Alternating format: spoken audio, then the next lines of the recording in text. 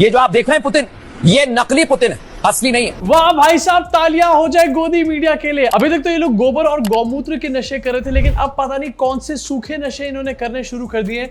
इनको लग रहा है कि ट्रंप और पुतिन की जो मीटिंग हुई है उसमें रियल पुतिन वहां पर गया ही नहीं था, उसने वहां पर अपना हमशक्ल भेजा था। एंड माइंड यू, गोदी मीडिया के हिसाब से पुतिन के एक दो नहीं बल्कि काफी सारे हमशक्ल हैं जो कि मार्केट में ऐसी स्प्रेड कर रखे हैं पुतिन ने। हाँ भैया हाँ, रशिया अपनी सारी इंटेल इंफॉर्मेशन सबसे पहले रिपब्लिक वालों को तो देता है। अर्नब कोई तो रोज सुबह सुबह फोन करता है और शॉट जाने से पहले। देखो यार, हो सकता है ठीक ही कह रहे हो गोदी मीडिया वाले, क्योंकि मोदी जी के भी तो काफी सारे हमशक्ल है ना। जैसे कि आपकी स्क्रीन के ऊपर ये भाई साहब एक मोदी जी के हमशक्ल है, इसके अलावा ये भी मोदी जी के हमशक्ल है, ये भी मोदी जी के हमशक्ल है, एक और हमशक्ल, एक और हमशक्ल। एंड इसके अलावा विवेक ओबरॉय भी तो है, ये भी तो मोदी जी ही है स्वयं। तो जब मोदी जी के हमशक्ल हो सकते हैं गोदी मीडिया के हिसाब से, तो पुतिन के हमशक्ल क्यों नहीं हो सकते? अब रिपब्लिक का ये बंदर ये तो कहता हुआ नजर आया कि ये रियल पुतिन नहीं है। और क्या क्या इसने साइंस बताया इनका, यहाँ पर एक साइन ये कि पुतिन जो यहाँ पर चल रहे हैं, इनके दोनों हाथ हिल रहे हैं चलते चलते, जबकि इन भाई साहब के हिसाब से पुतिन का सिर्फ एक ही हाथ हिलता है, दूसरा हाथ तो पुतिन का हिलता ही नहीं है। पुतिन के हाथों को रोज यही तो मेहंदी लगाने जाता है सुबह सुबह, जिससे इसको पता चल जाए कि पुतिन का कौन सा हाथ हिल रहा है, कौन सा नहीं हिल रहा। इसके अलावा भाई साहब यहाँ पर ये भी कह रहे हैं कि पुतिन की हंसी जो है वो इस तरीके की है ही नहीं। इनफैक्ट पुतिन हंसते ही नहीं है। यहाँ पर बैठे हुए आपको हंसते हुए पुतिन नजर आ रहे हैं, पुतिन तो कभी हंसते नहीं है। अभी 4 दिन बाद यही पुतिन इंडिया आएगा और मोदी जी के साथ यही मीडिया बता रही होगी कि पुतिन ने मोदी जी के साथ हंसी ठट्ठे करे हैं। पहले भी कई बार सेम चीज दिखा चुके हैं। ये बंदर यहाँ पर नहीं रुकता, आगे ये बंदर बताता है कि पुतिन के मुंह पे, इस वाले पुतिन के मुंह पे डिंपल आ रहा था, एंड एक्चुअली में पुतिन के मुंह पे कोई भी डिंपल नहीं है। पुतिन के डिंपल में सूप डाल के पिएगा क्या? पुतिन के डिंपल से बाहर आ जा। अबे पुतिन मोदी जी की तरह 25 साल का लौंडा नहीं है। पुतिन बुढ़ा आदमी है, इसकी शक्ल झुर्री पड़ चुकी है, शक्ल लटक चुकी है, एंड बुढ़ापे में स्किन लटकने की वजह से बार बार लोगों की शक्ल भी बदलती रहती है। पुतिन की भी शक्ल बदल रही है, हो सकता है अंदर के दांत जा चुके हो इसलिए वहां पर डिंपल पड़ रहा हो, लेकिन नहीं, तू उसके डिंपल के अंदर कूदी जरूर मारेगा यहाँ पर आके। इनके हिसाब से डिंपल नहीं है तो ये पुतिन नहीं है। मतलब पहले टीआरपीज नहीं आती थी तो ये लोग हिंदू मुसलमान को लड़ाने का काम करते थे, अब टीआरपीज नहीं आती तो ये लोग इस तरीके की थ्योरियां लेकर आ जाते हैं कि ये पुतिन है ही नहीं जिसने ट्रंप से मीटिंग करी है। कल को ये बोलेंगे कि ये ट्रंप भी नहीं है, ये उसका हमशक्ल है जो मोदी जी के लिए ऐसी ऐसी बातें बोल रहा है। ट्रंप तो मोदी जी का बहुत अच्छा दोस्त है। इनफैक्ट कल गलती से पुतिन ने मोदी जी को कॉल कर दिया, और उसके बाद से अभी तक मीडिया में एक नैरेटिव सेट किया जा रहा है, एक टूल किट चलाया जा रहा है कि पुतिन ने मोदी जी को सब कुछ बताने का काम किया है। जो भी अलास्का में मीटिंग में हुआ था सारी डिटेल दे दी है। इनफैक्ट मोदी जी को पुतिन ने अपनी चड्डी का रंग तक भी यहाँ पर बता दिया है। इस तरीके का नैरेटिव यहाँ पर सेट किया जा रहा है। वैसे आगे बढ़ने से पहले आपको याद दिलाना चाहता हूँ, ये वीडियो जो आप देख रहे हो ये मेरे मेन चैनल पे नहीं, रिएक्शन चैनल पे देख रहे हो, जहां पर हम न्यूज के ऊपर सिर्फ रिएक्ट करने का काम करते हैं। अगर आपने सब्सक्राइब नहीं किया तो सब्सक्राइब करके बेल आइकन दबा दो, क्योंकि न्यूज और उसके ऊपर के रिएक्शन गोदी मीडिया पे तो आपको नहीं मिलने वाले। एंड ऐसा नैरेटिव सेट करके ऐसा दिखाने की कोशिश करी जा रही है कि पुतिन जो है वो रशिया का प्रेसिडेंट नहीं है, वो तो मोदी जी का एक भेजा हुआ एजेंट था, एंड मोदी जी का एजेंट मिलने गया था ट्रंप से मोदी जी की बात कहने के लिए। इस तरीके का यहाँ पर नैरेटिव सेट करने की कोशिश करी जा रही है। एक तरफ तो ये बता रहे कि ये रियल पुतिन था ही नहीं, दूसरी तरफ ये कह रहे कि पुतिन ने मोदी जी को सब कुछ बता दिया। जब पुतिन वहां पर गया ही नहीं था तो पुतिन ने मोदी जी को सब कुछ कैसे बता दिया? मेरा दिमाग घूम रहा है ये सब बातें सुन करके। इसके साथ एक और वीडियो आपको दिखाना चाहता हूँ, गोदी मीडिया की बहुत ज्यादा ट्रेंड कर रही है। चित्रा दीदी की वीडियो है जहां पर इनकी डिबेट के बीच में, एंड ये तो डिबेट इसको कहना नहीं चाहिए, डिबेट के बीच में गाली गलौच लड़ाइयां जो हो सकता था यहाँ पर हो गया। टीआरपी मिल जाए किसी तरीके से।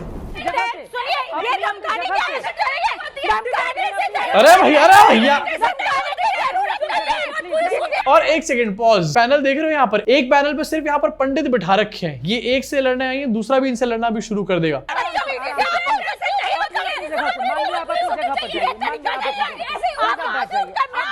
इन दोनों में से कौन क्या बोल रहा है चित्रा त्रिपाठी को पता नहीं चल रहा होगा। अपनी जगह पर अपनी जगह से बातें कीजिए।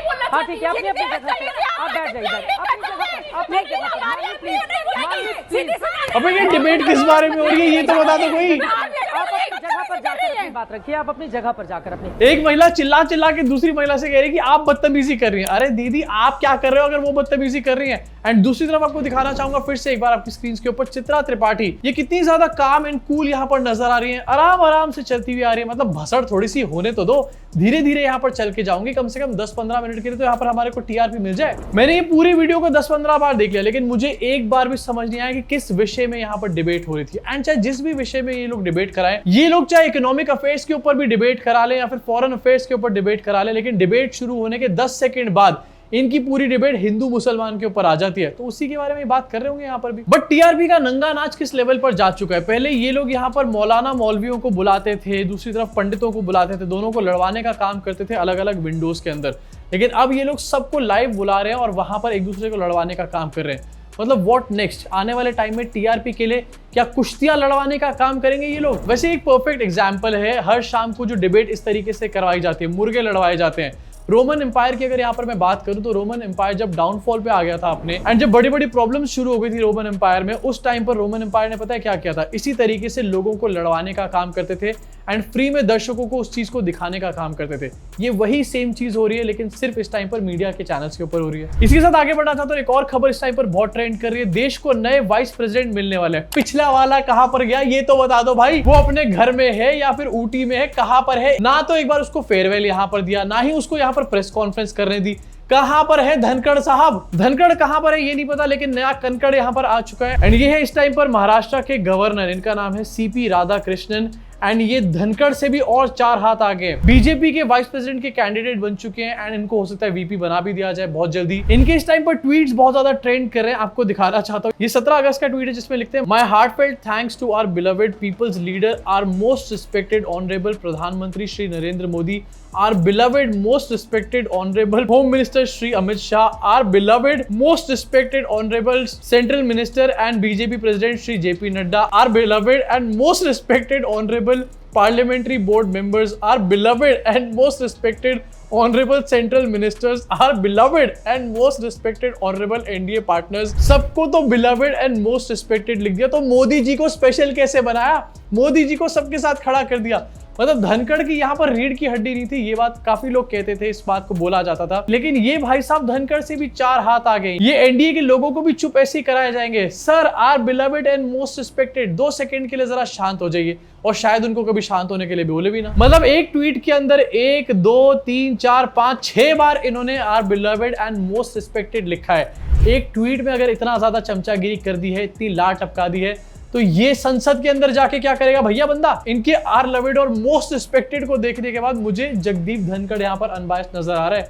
इससे बेटर तो वही था भाई। अब सोचो जरा, ये our beloved and most respected संसद के अंदर आकर के बैठ जाएंगे, उसके बाद बिल्स किस तरीके से पास कराए जाएंगे? राज्यसभा के अंदर जो डिबेट्स होती है उनका क्या हाल होगा? अपोजिशन अपनी बात किस तरीके से सामने रखेगा our beloved and most respected के आने के बाद? मुझे लगता था कि अभी तक यहाँ पर संसद के अंदर सबसे बड़ा कार्टून और सबसे बड़ा एंटरटेनिंग फैक्टर जो है वो कंगना रनौत है, लेकिन इनके आने के बाद यही सबसे ज्यादा एंटरटेनिंग यहाँ पर होने वाले हैं, our beloved and most respected. अब ये जिनको बोल रहे हैं कि our beloved and most respected, उनके बारे में तो पता नहीं, लेकिन एक्चुअली में जो मोस्ट रिस्पेक्टेड होने चाहिए उनके साथ हमारे देश में क्या हो रहा है? एक और वीडियो इस टाइम पर काफी ज्यादा ट्रेंड कर रही है, जहां पर मेरठ के एक टोल प्लाजा में हमारे देश के एक जवान को बुरी तरीके से पीटने का काम किया। और ये किसने किया? टोल पे जो बैठे हुए ऑपरेटर्स होते हैं उन्होंने यहाँ पर देश के एक सैनिक को पीटने का काम किया, खंबे से बांध करके पीटने का काम किया है।